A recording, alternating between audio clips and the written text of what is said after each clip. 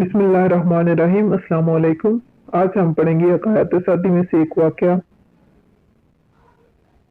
جس کا نام ہے دکھ سکھ عزت اور ذلت۔ شیخ سعدی رحمۃ اللہ علیہ فرماتے ہیں کہ ایک دفعہ شام کے ایک شہر میں کوہرام برپا ہو گیا۔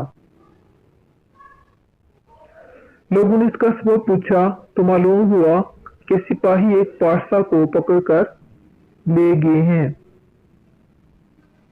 میں اس مرد حق کو قید خانے میں ملنے گیا تو دیکھا کہ وہ نہایت اطمینان سے وہاں بیٹھا ہے اور اس کے چہرے پر ملال یا تردد کا نام و نشان تک نہیں۔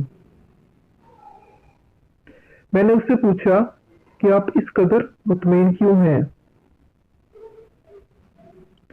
اس نے کہا، ہاں عزت اور مرتبہ ہو یا ذلت اور قید، میں اسے اللہ کی طرف سے سمجھتا ہوں، نہ کہ عمر زید کی طرف سے۔ محبوب کے ہاتھ سے جو ملے کھا لو، کیونکہ بیمار طبیب سے زیادہ دانا نہیں ہوتا۔